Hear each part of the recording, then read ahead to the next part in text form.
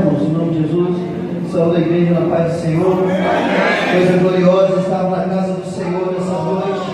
Eu louvo o Senhor pela vida de cada um dos irmãos, pela vida da nossa liderança, do nosso pastor, pela confiança, pelo exemplo de fé, pelo exemplo de confiança que nós temos tido dos irmãos aqui que estão aqui à nossa frente, que estão aqui presidindo sobre nós.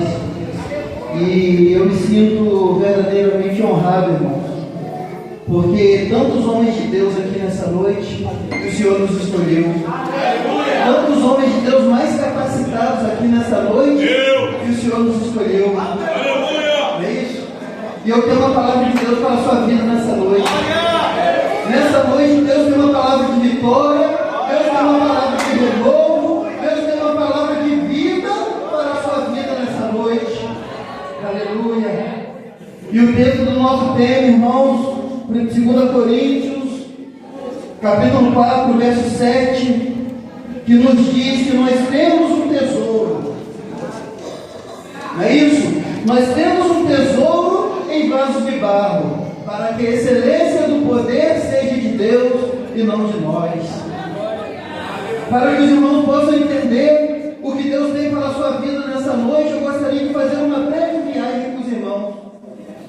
Eu gostaria de transportar os irmãos lá para o primeiro século da era cristã, entre os anos 49 e 52, quando Paulo, na igreja de Antioquia, pouco após retornar da sua primeira viagem missionária, Paulo chega para Barnabé e fala assim: Barnabé, vamos visitar as igrejas que nós mudamos? Vamos visitar os irmãos para ver como os irmãos têm passado, para levar uma palavra de fé, uma palavra de ânimo, uma palavra de conforto, uma palavra de exaltação ao nome do Senhor. E Barnabé prontamente: sim, Paulo, vamos levar conosco a João Marcos. E houve uma contenda entre os dois, porque João Marcos, durante a primeira viagem, no meio do caminho voltou atrás. Por que você está aqui? E Paulo falou: não devemos levar Marcos. E Barnabé: não, devemos levar sim. E houve aquela contenda, e Barnabé e João Marcos foram por um caminho, e Paulo tomou as Silas e desceram para a Cilícia. Passaram pela Síria, passaram pela Cilícia, depois desceram até Derbe e Listra, e lá encontraram com um jovem chamado Timóteo. Os irmãos conhecem a história, eu sei, mas só para os irmãos se situarem onde nós queremos chegar. E chegando ali em Listra, quando ele vem o jovem Timóteo, filho de uma judia, que a Bíblia fala que ela era uma crente fervorosa, só que o pai dele era grego, e Paulo pega, circuncida ele, para que não houvesse nenhum desconforto por parte de alguns judeus convertidos. E eles partem em viagem. Aí eles contornam uma parte ali da Ásia Menor, a gente chama Mísia, contornam Mísia e chegam em Prode. Aí quando Paulo, Silas e Timóteo chegam em Prode, o Senhor dá uma visão a Paulo. Glória a Deus. E que visão é essa que ele teve, irmão? Ele teve uma visão de um homem orando e clamando e pedindo por ajuda, e falou: olha, venha Macedônia e ajuda-nos. E Paulo entende aquela visão, Paulo entende que o Senhor estava chamando para ir àquela região para levar a palavra. E Paulo sai com seus amigos missionários e passa por Filipos, passa por Tessalônica, passa por Atenas e chega a Corinto. E chegando em Corinto, Paulo tem novamente uma revelação do Senhor. Em noite, em sonhos, o Senhor fala para Paulo: Paulo, não temas. Paulo, fala e não te cales, porque eu sou contigo. Ei, irmão, quero dizer para você que o Senhor é contigo, e o Senhor tem muitas almas aqui nessa cidade de Arraial do Cabo, dependendo de uma palavra sua. E Paulo, irmão, fica ali em Corinto por 18 meses aproximadamente.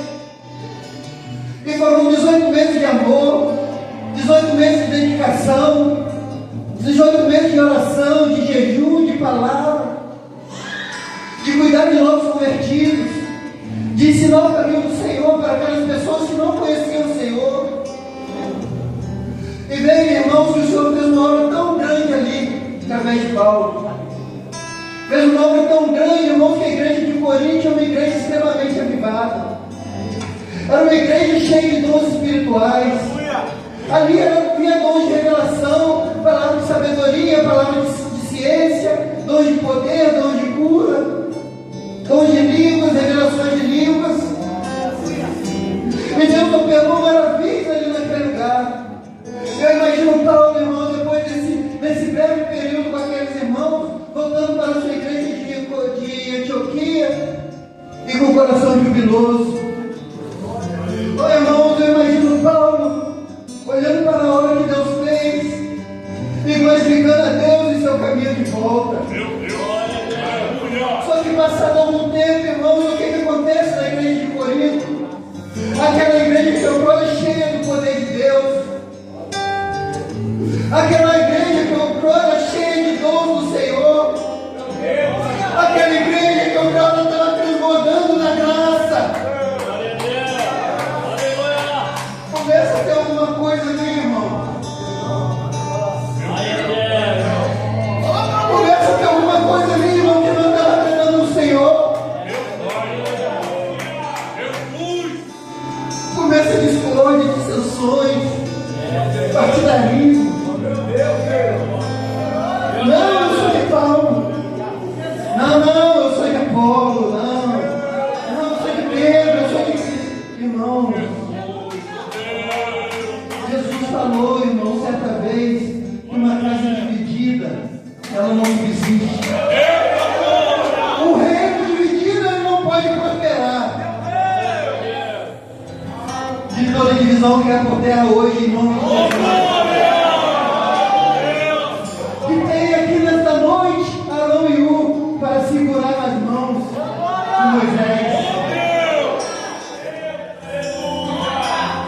E Paulo recebe essa notícia, irmãos, ali naquela igreja que ele tanto ama, que ele tanto dedicou vida, que ele tanto dedicou oração. E Paulo pega e escreve uma carta para eles. E qual é o conteúdo dessa carta, irmão? Paulo escreve para eles: olha, vocês pertencem a Cristo. Glória a Deus. Cristo é o Senhor de vocês. Glória. Talvez, irmão, se fosse algum pregador dos tempos modernos, ele ia falar: olha, pode parar com essa palhaçada, porque não tem ninguém que é Paulo, não tem ninguém de Pedro, todos são meus, porque fui eu que levei a palavra. Mas Paulo era um vaso cheio do Espírito Santo de Deus. Paulo tinha a excelência do poder de Deus na sua vida. Ele, com todo amor, com todo carinho, ele escreve para aqueles irmãos: olha, quem sou eu? Quem é Apolo? Não somos apenas ministros pelos quais vocês conheceram o Senhor? Não há diferença entre vocês e nós, porque eu plantei, Apolo regou, mas o Senhor deu o crescimento. E Paulo, irmão, cheio de amor no coração, escrevendo para esses irmãos, também tem aquele texto que nós lemos mês a mês na igreja, de sessões na ceia. Uns irmãos nos esperavam pelos outros, uns enchiam a barriga e outros passavam fome. Aquele grupinho, irmão, aquele grupinho que se reunia, mas não era para orar, não era para buscar a Deus, mas se aproveitava da ceia do Senhor para uma carnalidade, para saciar o próprio ventre. E Paulo falou nisso: eu não louvo vocês não. Glória a Deus. E passado mais algum tempo, irmãos, passado mais algum tempo, Paulo recebe outras notícias lá de Corinto. Já não bastasse, irmãos, aquelas dissensões no meio do corpo de Cristo, agora falsos mestres se levantam. Meu Deus. Parece até que a gente está vendo a igreja do século XXI.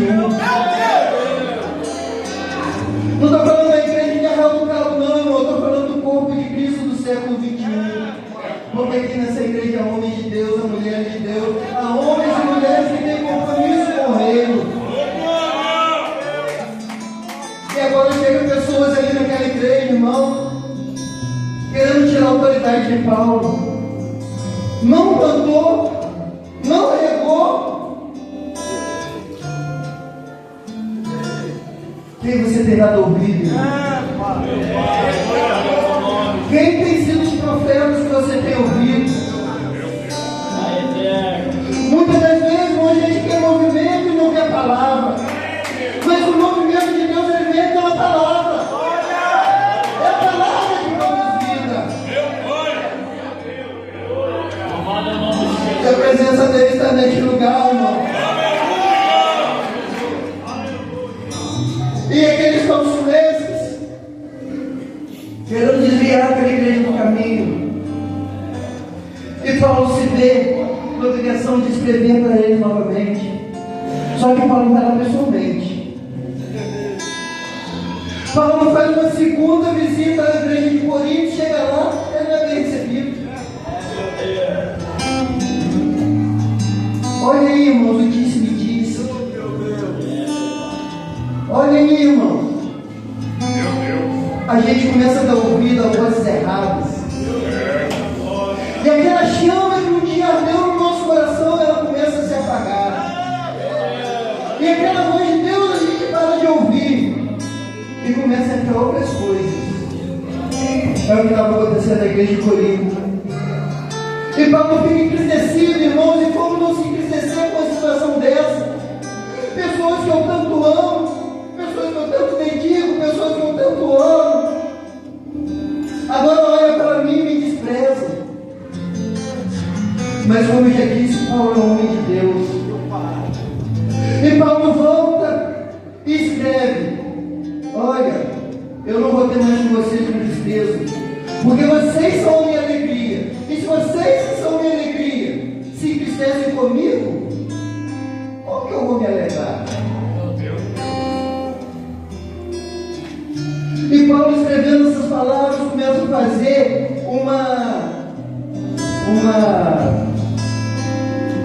uma defesa, irmão, do seu apostolado.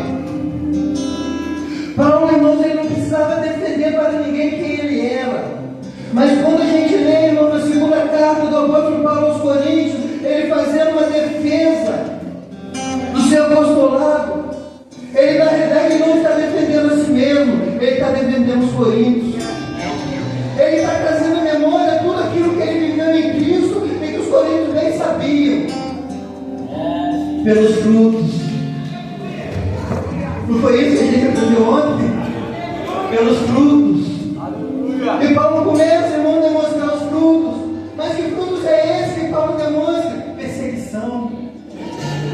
Certa vez, irmão, Paulo teve uma angústia tão grande por pregar o evangelho que ele falou assim: olha, até na minha própria vida eu desesperei.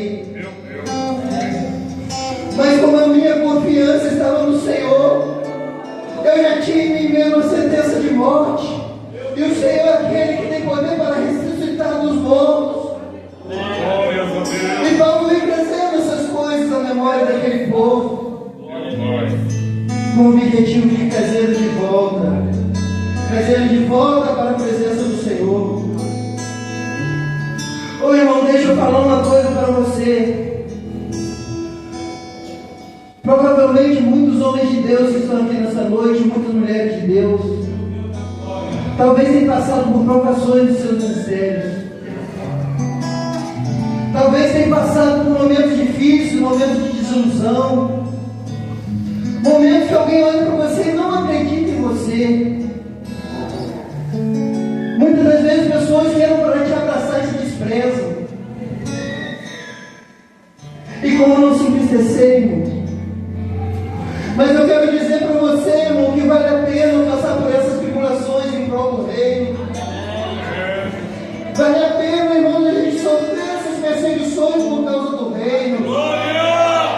Eu me recordo agora de Elias, irmão, certa vez, ele no monte, escondido, numa caverna.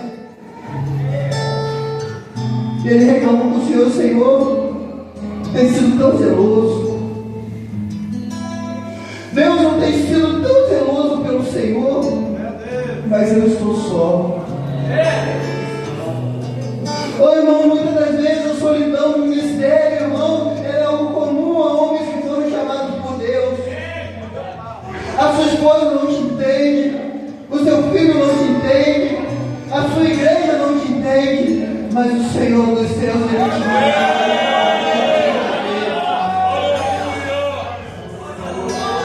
E você não está sozinho nessa peleja. A palavra de Deus para Elias foi: Elias, ainda tem 7.000 que não se prostraram diante da palavra. Quando sofremos, irmão, no dia de hoje, estão se prostrando perante os barões modernos, mas aqui nessa igreja há 7.000. Nessa igreja de Deus é real de cada 7.000 que não se prostram. Glória a Deus! Obrigado, o nome do Senhor. Alegrai-vos, irmãos, quando passares por grandes tribulações, porque a prova da vossa fé, irmão, ela produz fruto, produz glória. Bem-aventurado. Quantas pessoas, irmãos, se espelham em você e você nem sabe? Quantas pessoas não abandonaram o barco porque olham em você e veem em você as marcas de Cristo que você carrega em sua vida? Aleluia! Mas essa pessoa não chega para você e fala, mas você é espelho para ela. Porque você está falando isso, irmão, e nada para você manter a sua posição. Hoje é noite de renovo para o seu ministério, irmão. Ainda que você não faça parte do ministério aqui na igreja, mas você tem um ministério pessoal com Deus. Eu não sei para o que Deus te chamou, mas você tem sido fiel ao chamado do Senhor em sua vida. Ainda que não seja um chamado de aparência, ainda que não seja um chamado para você estar em destaque, mas é um chamado para você ser reconhecido nos céus. Mas amor, irmão, quando o crente é reconhecido nos céus, quando ele dobra o joelho na terra, é ligação direta nos céus. Isso não é ministério humano, irmão, isso é ministério divino. Eu me recordo do salmista, irmãos, que certa vez falou: aquele que leva a preciosa semente, andando e chorando, voltará com certeza com seus olhos. Deixa eu falar uma coisa para você, irmão. O galardão que está esperando você na glória não é para aquilo que você fez, é para aquilo que você renunciou. Cada lágrima, irmão, que você tem derramado em prol do reino de Deus, tem somado galardão para você lá na glória. Porque as obras, irmãos, qualquer um pode fazer. E a Bíblia nos diz, irmãos, que as obras de cada um serão provadas pelo fogo. É obra de palha, é de feno, é de madeira, é de pedras preciosas, é de prata, é de ouro. Que fogo de provação é esse, irmão, que o apóstolo fala? É a provação da negação, irmão. É aquilo que você nega, é aquilo que você abre mão, é aquele choro, aquela vontade de parar, aquela vez que você está sem força, mas você fala: Deus, eu estou sem força, mas eu não largo o Senhor. Eu estou aqui no meu cantinho, eu estou aqui escondido nessa caverna, mas eu não largo o Senhor. Ô irmão, os frutos das lágrimas, irmão, são os frutos da renúncia. Eu imagino cada um de nós, irmãos, naquele grande dia, quando nos encontramos com o Senhor, levamos nossos frutos nas mãos. Senhor, esses frutos aqui eu reguei com as minhas lágrimas. E a palavra dele para você vai ser: vende, bendito do meu Pai, possuir poderoso poder que está preparado desde a fundação do mundo. Louvado seja o nome do Senhor. Oi, irmão, e a minha oração nessa noite é que essa palavra, irmão, que nós tanto pregamos, essa palavra que nós tanto amamos, nós tanto estudamos, irmãos, que essa palavra ela não seja um mero palavra de efeito nos nossos lados. Que essa palavra de Deus, irmão, que nós amamos, que nós ensinamos, que nós aprendemos, não seja vida em nossos corações. Porque como o apóstolo Paulo fala aqui, irmão, nós não somos como muitos falsificadores da palavra de Deus. Nós falamos de Cristo com sinceridade. Porque já manifesto que vós sois a carta de Cristo, escrita não com tintas, mas com o Espírito do Deus vivo. Mas todos nós, com cara descoberta, refletindo com o espelho a glória do Senhor, somos transformados de glória em glória, na mesma imagem, como pelo Espírito do Senhor. E nós temos este tesouro, irmãos. Nós temos este tesouro em vasos de barro, para que a excelência do poder seja de Deus e não de nós. Que tesouro é esse, irmão? Que tesouro é esse, irmão, que nós temos, que produz excelência, produz glória de Deus? Que poder é esse, irmão, que nós carregamos na nossa vida, que faz de nós vasos de excelência? Meu Deus! Paulo, certa vez, escrevendo aos Romanos, ele disse: olha, eu não me envergonho do Evangelho de Cristo, porque ele é poder de Deus para a salvação. A excelência do poder, irmão, do Evangelho de Cristo que nós carregamos na nossa vida é a presença do Espírito Santo que nós temos em nós. Parece contraditório, irmão, a gente falar de tesouros em vasos de barro. Porque a vaso de barro é uma coisa tão frágil. Vaso de barro é uma coisa tão simples. Não tem segurança nenhuma. E Deus nos compara como vaso de barro. Qual é a excelência do vaso, irmão? É o poder que ele carrega.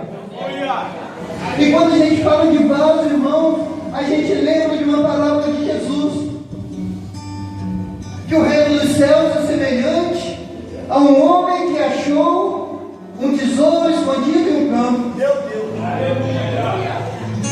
Ele achou aquele tesouro e escondeu ele de novo. Foi lá, vendeu tudo que ele tinha e comprou aquele campo, por causa da alegria do tesouro que estava lá naquele campo. Não sei se os irmãos conseguem perceber, irmão, porque no primeiro século, irmãos, quando Paulo escreveu essas palavras, era comum, vasos de barro era muito comum nas casas, igual esses potinhos de plástico que a gente tem hoje, era muito comum, todas as casas tinham. E quando alguém tinha algo de valor, ele botava lá dentro daquele potinho. Só que aquele potinho não ficava ali na estante para todo mundo que entrasse na casa ver se não. Ele pegava aquele potinho e escondia. Né? Porque os ladrões da época, eles sabiam que se um ladrão entrasse na casa, a primeira coisa que ia fazer ia procurar os vasos de barro, quebrar os vasos para ver se tinha tesouro dentro. Eu quero dizer para você nessa noite que a sua vida está escondida no esconderijo do Altíssimo. Deus, ele guarda o seu tesouro no vaso de barro, mas esconde no esconderijo do Altíssimo. Onde o ladrão não mina, o ladrão não rouba. E a sua vida está escondida em Deus. Foi a fragilidade do barro, do vaso. É o que possibilita, irmão, o poder de Deus na vida dele. E quantas das vezes, irmãos, nós queremos aparência? Quantas das vezes, irmãos, a gente não quer ser vaso de barro? Muitas vezes a gente quer ser tesouro. É verdade, Pai. Mas Deus nos chama nessa noite, irmão, para sermos vasos de barro na sua presença.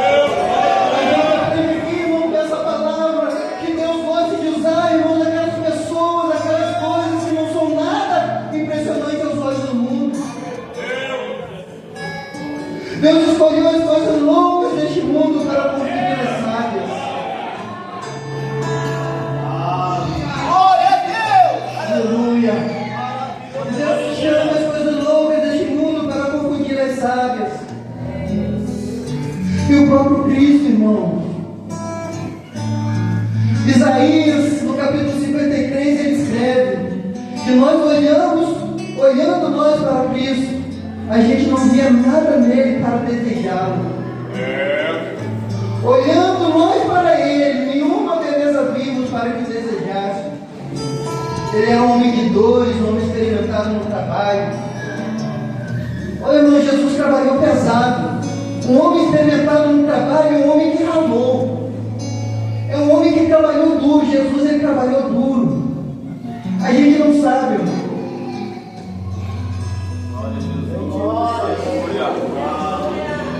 A gente não sabe, irmão, quanto tempo Jesus viveu sem pai. Porque a última notícia que nós temos nas escrituras do pai de Jesus, ele estava com 12 anos.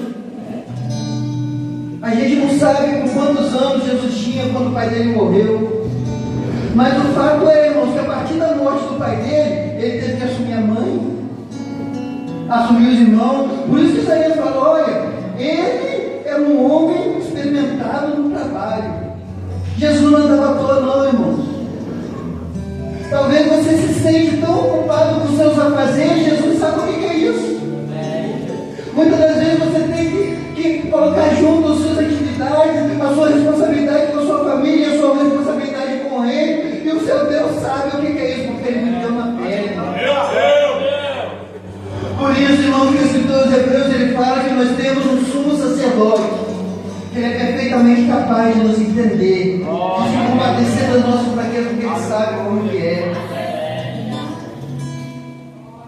Louvado seja o nome do Senhor. E o vaso de barro, irmãos, ele não tem orgulho, porque ele é barro. O vaso de barro, irmãos, ele sabe que o tesouro que ele tem não é seu. Ele sabe que o que o torna valioso é o tesouro que está dentro dele. Tem tesouro aí, irmão? Tem tesouro de Deus na sua vida aí, irmão, nessa noite? Eu aprendo aqui, irmão, que a fragilidade do homem, a fragilidade, irmão, do ser humano, a fragilidade do barro, é o que faz com que ele mantenha contato com o Senhor e os exércitos. Aquele vaso de barro, irmão, que possui um tesouro na sua vida, e sabe que o tesouro não é seu, que o valor que ele tem não é seu, ele mantém contato com aquele que o encheu. Aleluia. Abençoados, por favor. Eu não sei o que ele viu em mim. Não entendo por que me amou. Eu sou o que devia ser. Ô irmão, não sei como você veio aqui nessa noite. Mesmo assim ele me abraçou. Eu não sei se você veio aqui nessa noite pensando em desistir. Sobre ele tão grande é. Eu não sei se você veio aqui nessa noite precisando de uma resposta.